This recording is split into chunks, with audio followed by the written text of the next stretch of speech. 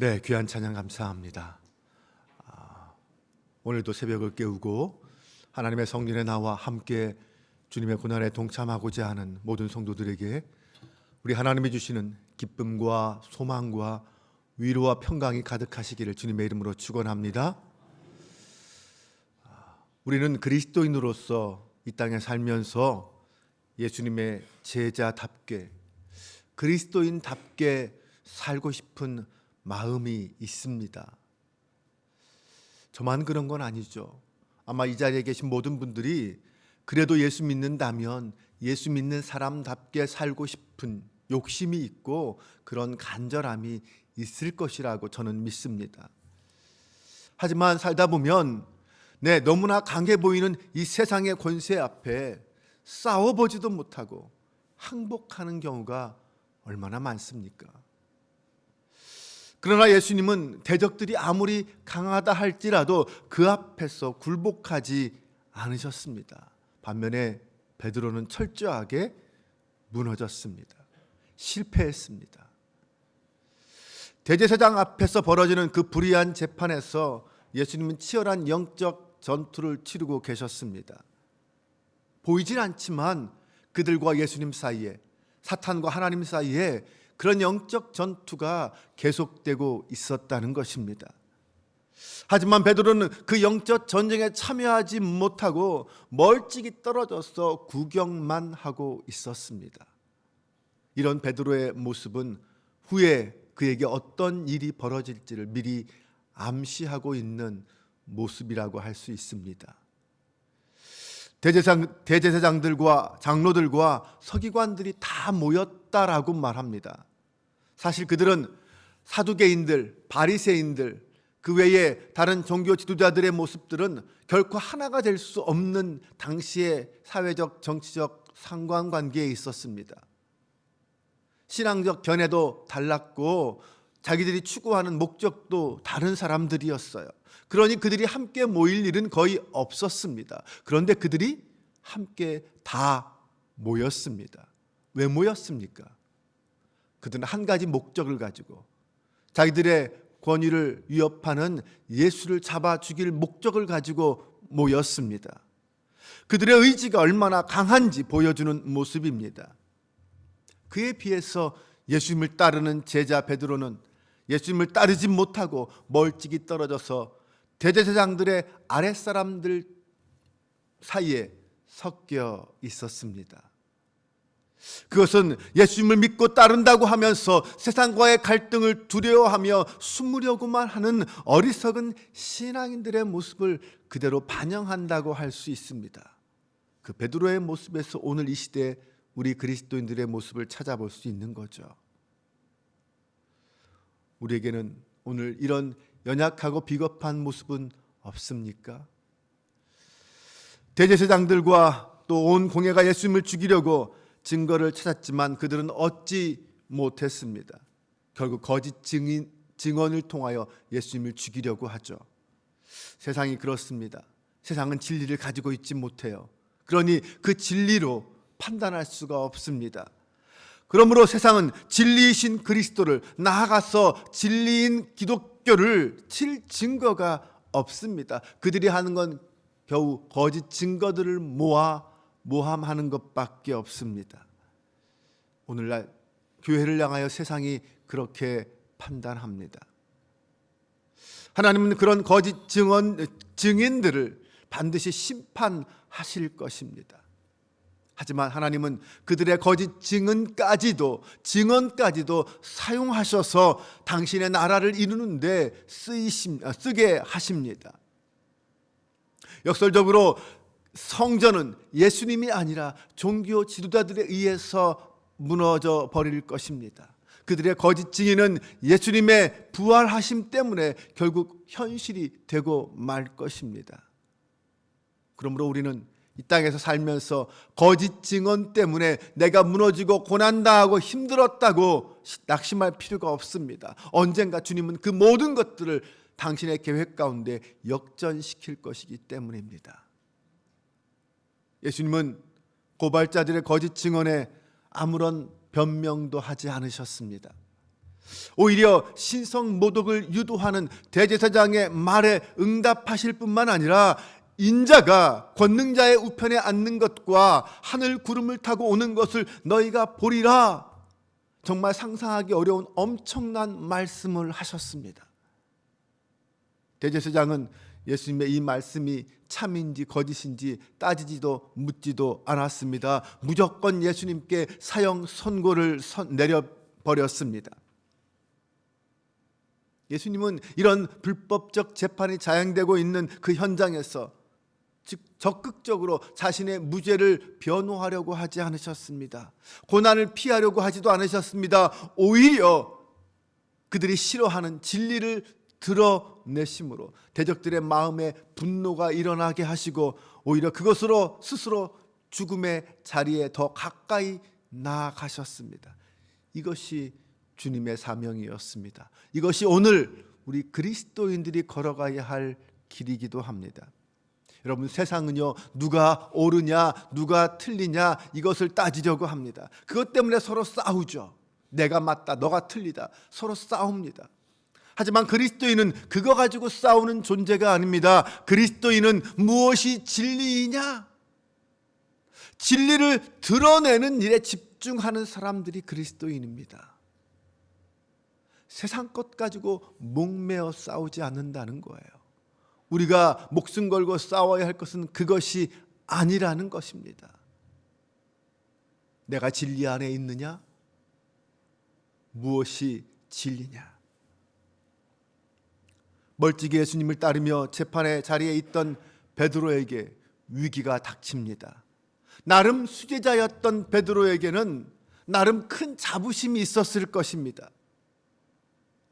그러니 그 마음이 찔려서 끝까지 완전히 도망치지 못하고 멀찍이 예수님을 뒤에서 따라다녔습니다.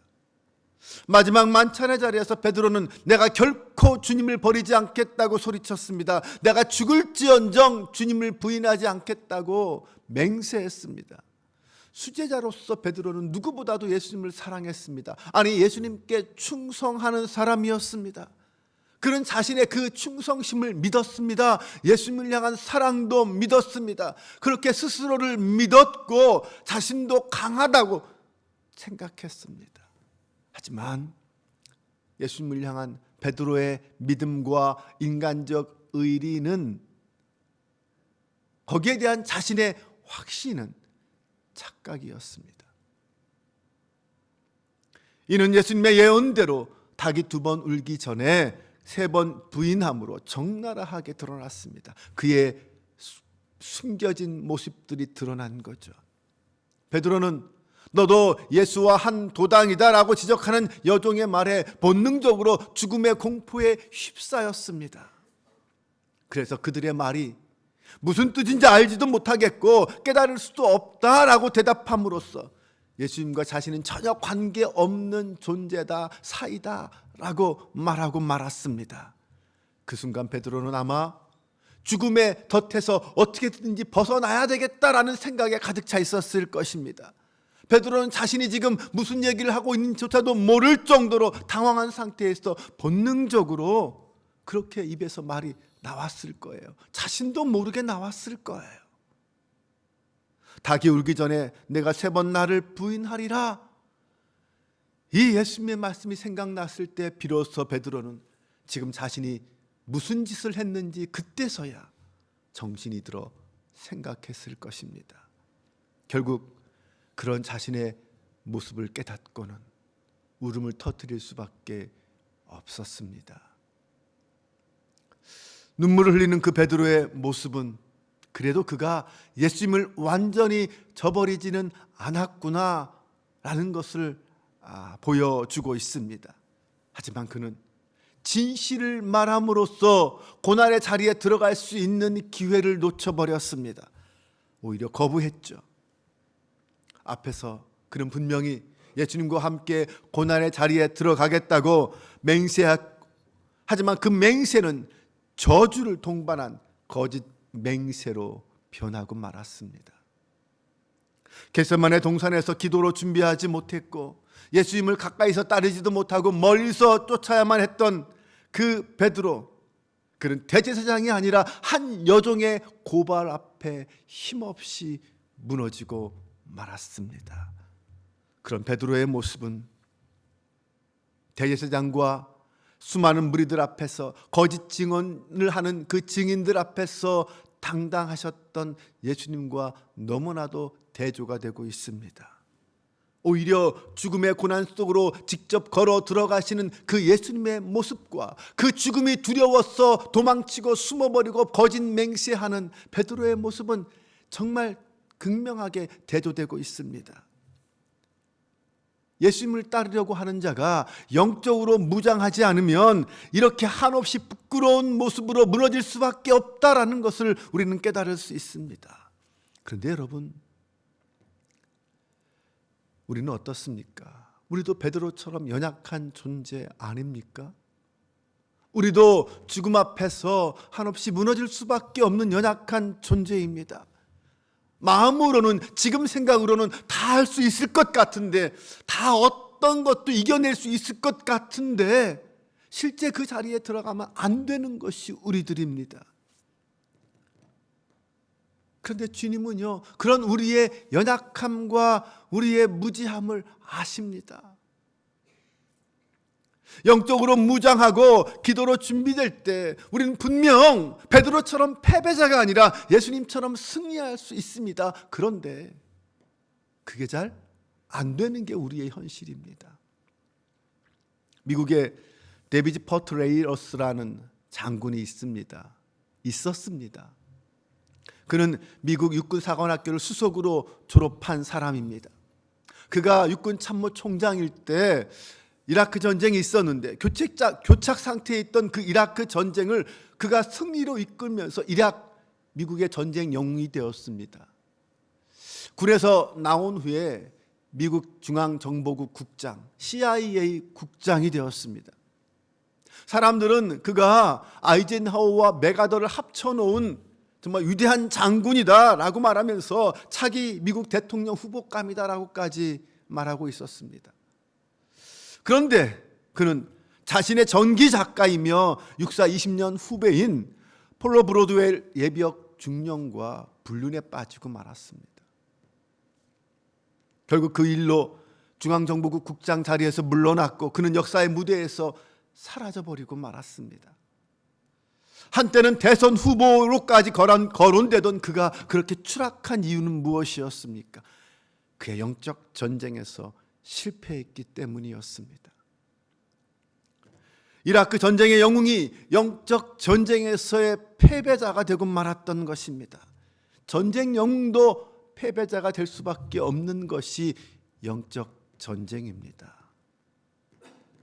우리가 그래서 영적 전쟁에 대하여 주의해야 할 것은 마귀의 위협과 그 유혹에 우리가 패배하게 되면 우리 인생이 그렇게 무너질 수 있기 때문입니다. 베드로가 예수님을 부인한 것도 결국 그의 영적 전쟁에서 패배했기 때문입니다. 그러므로 오늘 닭이 2번 울기 전에 3번 나를 부인하리라라는 이 말씀을 항상 기억하며 살아야 합니다. 베드로만 그 말을 들어야 되는 것이 아니라 오늘 저와 여러분도 이 예수님의 경고를 항상 마음에 새기고 살아야 한다는 것입니다. 본래 우리는 승리보다는 패배에 더 가까운 사람들입니다. 그렇게 연약한 존재입니다. 그런데 여러분, 성경을 읽어보면 예수님은 그런 우리를 사랑하셔서 우리가 그 패배를 딛고 다시 일어설 수 있는 길을 예비해 두셨습니다. 그것이 주님의 사랑이에요. 그것이 주님의 은혜입니다. 누가복음 22장 32절 33절에 보면 예수님께서 베드로에게 하신 말씀이 있어요. 베드로가 예수님을 부인하기 전에 예수님께서 베드로에게 주신 말씀이에요. 시몬아 시몬아, 보라, 사탄이 너희를 밀가부르듯 하려고 요구하였으나 그러나 내가 너를 위하여 내 믿음이 떨어지지 않기를 기도하였노니 너는 돌이킨 후에 내 형제를 굳게 하라. 베드로가 예수님을 부인한 다음에 주신 말씀이 아니라 베드로가 시험에 빠져 예수님을 부인하기 전에 베드로에게 주신 말씀이에요. 사탄이 너를 밀가부르듯 하려고 너를 미혹하고 유혹할 거다. 그런데 내가 너를 위해서 내 믿음이 떨어지지 않기를 기도한다. 예수님이 베드로를 위해서 기도해 주신대요. 그래서 어떻게 되라고요? 너가 다시 회개한 다음에는 내 형제들을 굳게 하는 그 일에 너 열심을 다해라. 죄를 회개한 후에 다시 복음으로 교회를 굳게 세우라는 예수님의 명령이었습니다. 예수님은 그런 베드로를 위해서, 실패할 베드로를 위해서 기도하고 계셨습니다. 베드로가 연약한 자신의 실체를 깨닫고 나서 가룟 유다처럼 자살하지 않고 회개하고 다시 복음과 하나님 나라를 위해서 죽기까지 헌신할 수 있었던 것은 이 예수님의 기도요 덕분이었고, 나가서 예수님이 이 말씀을 미리 주셨기에 베드로가 이 말씀을 깨닫고 예수님이 나를 위해 기도하고 계시구나, 아니 나를 위해 기도해 주셨구나, 예수님께서 나에게 바라시는 것이 이것이구나 라는 것을 깨달았기 때문에 그 길로 돌이킬 수 있었던 것입니다. 이게 예수님의 은혜입니다. 주님의 말씀은 바닥까지 떨어진 베드로의 영적 자존감을 회복시키게 하였고, 그로 하여금 회개의 발걸음을 내딛게 하는 능력이 되었습니다. 여러분, 오늘 주님은 우리를 위해서 베드로를 위해 기도하셨던 것처럼 기도하시고, 베드로에게 주셨던 말씀처럼 우리에게도 다시 소망과 위로의 말씀을 주시는 줄로 믿습니다. 여러분도 그 경험을 하셨을 거예요. 지금까지 살아오면서 무너지지 않은 적이 있습니까? 실패하지 않은 적이 있습니까? 우리도 실패하고 우리도 무너지고 우리도 쓰러졌습니다. 하지만 다시 회개하고 우리가 이 자리까지 와 있는 것은 우리를 향한 주님의 기도 때문이요, 우리를 용서하시고 다시 붙잡아 주시는 주님의 사랑 때문인 줄로 믿습니다. 회개는 인간 스스로의 의지나 결단에 의해서 이루어지는 것이 아닙니다. 회개는 하나님의 말씀과 성령의 능력으로 임하는 하나님의 선물입니다. 내가 잘나서, 내가 지혜로워서 회개한 것이 아니라 하나님이 나에게 은혜를 주셔서, 하나님이 나에게 사랑의 선물을 주셔서 내가 회개하고 주님 앞에 돌아올 수 있었습니다. 이것이 오늘 저와 여러분의 고백이 될 수 있기를 바랍니다. 베드로는 주님의 말씀을 떠올리며 온전히 회개하고 결국 마지막엔 승리했습니다. 오늘도 우리도 언제나 주님의 은혜 가운데서 온전한 회개를 이루고 마지막 승리자의 모습으로 주님 앞에 서는 저와 여러분 되시기를 주님의 이름으로 축원합니다. 기도하겠습니다. 아버지 하나님, 불의한 재판을 받으시는 주님은 그 자리에서 얼마나 외로우셨을까요? 하지만 자기 편이 하나도 없는 그 상황에서 주님은 자신이 누구인지 당당하게 밝히셨습니다. 기꺼이 십자가의 자리로 나아가셨습니다. 기도로 승리하신 주님은 더 이상 두려울 것이 없으셨습니다. 하지만 베드로는 두려움에 자기를 부인할 수밖에 없었습니다. 사랑의 주님, 오늘 우리의 믿음은 어떤 믿음입니까? 날마다 말씀과 기도로 승리하는 믿음이 되기를 소망합니다. 어떤 두려움에도 맞서 이기는 담대한 믿음이 되기를 원합니다. 비록 늘 연약하고 부족한 저희들이지만 그럼에도 불구하고 악하고 거짓된 세상 속에서 주님과 동행하며 믿음의 길을 걸어가는 저희들 되게 하여 주옵소서. 날마다 우리 앞에 펼쳐지는 영적 전쟁 속에서 나를 위해 기도하시며 나라와 함께 하시고 나를 도우시는 주님의 계심을 믿게 하시고 그 주님과 함께 담대하게 세상과 싸우는 거룩한 용사들 되게 하여 주옵소서. 이제는 우리 주 예수 그리스도의 은혜와 아버지 하나님의 사랑하심과 성령의 인도, 교통, 함께 동행하심이 베드로의 실패를 통하여 겸손과 믿음의 길을 배운 성도로서 예수님이 걸어가신 승리의 길을 따르리라 다짐하는 모든 성도들 위해 지금부터 영원까지 함께 하시기를 간절히 축원하옵나이다. 아멘.